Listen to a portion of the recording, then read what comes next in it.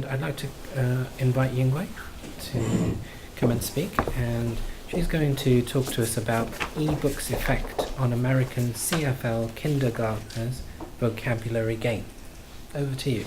Hi everyone, I was a Chinese immersion kindergarten teacher back in the States, and we were using some e-books and print books at the same time teaching children, but I noticed how little research there was to compare the effects of both and to see what's more effective, so that led me to my master's dissertation, which is e-books' effect on American CFL Kindergartners' vocabulary gain.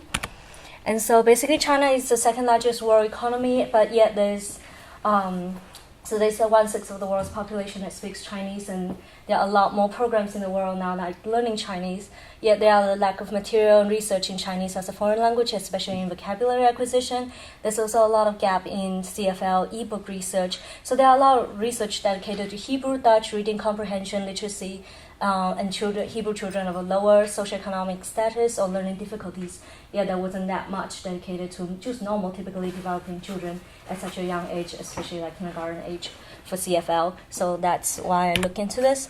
And the background of the research, to give you guys some ideas, that Chinese have two scripts, and which is simplified or traditional, and the kids are learning simplified. In this case, 82 of simplified Chinese script is made out of compound characters, such as qi, for example. You can see they are like the left and right two components that makes up the left side gives it meaning and the right side gives it its pronunciation. So you have the idea that it's to write something.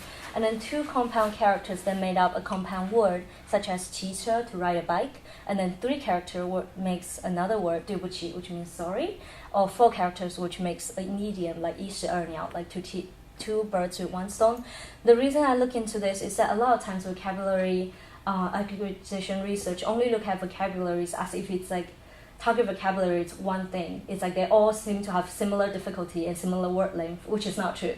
To learn apple and to learn like ambition or to learn like amplification, which runs really long, makes a difference. So I want to look into whether in Chinese that make a difference for children as well. So word level processing or character versus character level processing. So whether kids look into like one word by word, do they learn it as like a compound thing altogether where the word length didn't matter. And so ebook studies also yield very contradicting findings. A lot of times some people are like super pro ebook and they say that, oh, it's so much better. The other studies indicated, no, print book is still better. Some are ambiguous. They were like, oh, it's equally good, and children don't prefer either one and do perform the same. And so this is why I look into this, and I look into the 2x2 design, which is book difficulty or vocabulary difficulty. So easy word, which is like 2 words. So 骑车, like to ride a bike, versus 3 words, 对不起, like so that they are different target vocabulary levels as well as book format. So then at the end, 2x2 we end up with easy print book, easy ebook, difficult ebook, and difficult print book. And then those 4 different conditions for the kids, they come up with different scores that graded them and compare the scores basically. So the main research question I have is to learn easy and difficult Chinese words. Is an ebook assisted learning experience much better than participating in traditional shared book reading with an adult or teacher, which is very typical in a kindergarten class. And then, so this is the methodology and an example of the ebook that's online. It's exactly the same as the print book. So then the ebook is on a computer website, and it looks exactly the same as the print book, except the monkey moves a little bit, so it's animated. And then at the end, they have a lot of reading activities that little kids can play games and better understand the content. And so there are 32 participants. The gender ratio is 1-to-1, and there are 11 5-year-olds and 26-year-olds in this class, 1 7-year-olds. And so the better Chinese curriculum is the standard curriculum we use in Minas Tonka Public School District. So pretty standardized. This is a test sample. So those are the translation, which would not be there for the kids when they look at it, but I'll ask them, have you seen this word before, and what does it mean? And can you read out loud, please? This is how I assess the children, whether they have encountered those words, remember them, recall and recognize, and understand the meaning, and then I grade them accordingly. So you can see some are 2-letter words, or 2-character words, and 3-character words. Okay, so the procedure is done in May 2017, and there are 4 weeks. So the first and third week, I'll do like a print book with the researcher, and the second and fourth will be ebook. And it's a winning subject design, so all 32 kids participate in both control and experimental condition. And so one limitation, which is unfortunate, is that I did not alternate for the book order effect, which could happen because the curriculum is all standard in a public school, and at the time I didn't want to mess with like the whole class activities, because all their art project and everything is based on the textbook. So if I switch the order, then like it will be confusing for all the kids in 3 different classes to have different homework and different art assignments. So this is why.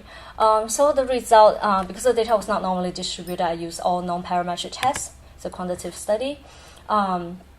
So that we can tell that very interesting that seemed to be an interactive pattern there, but basically when we look at specifically in the easy prints, it's like a really huge number for like how many points they score, and then when you look at difficult ebook, it seems to also have a really high score.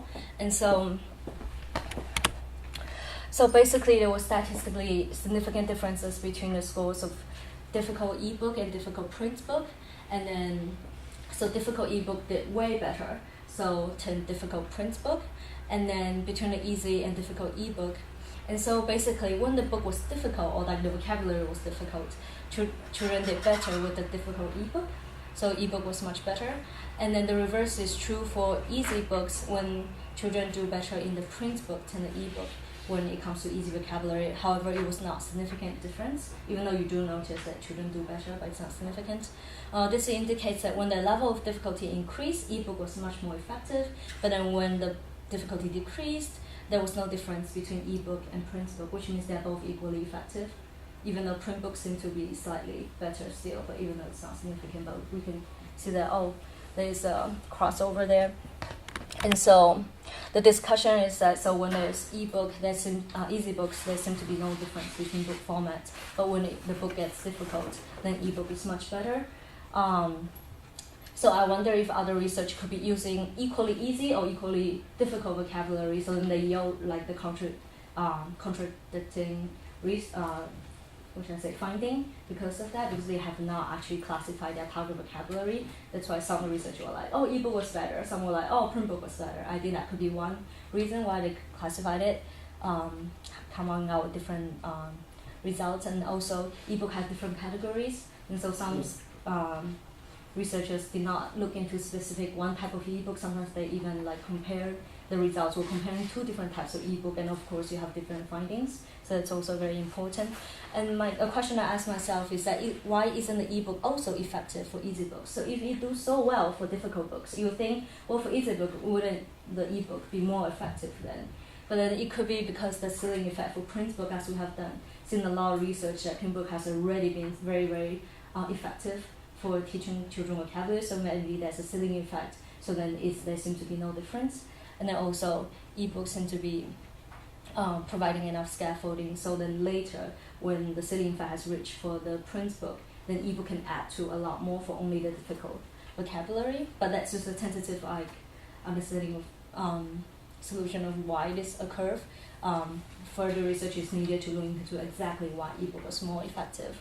And so but overall, we can see that children process words very differently. Compound word processing was a bit harder for them. And so for easy books, they learn a lot more easier words than they learn difficult words. And so that means that they process it differently. It's not like they process as a one single unit. So word length and character length still matters for children.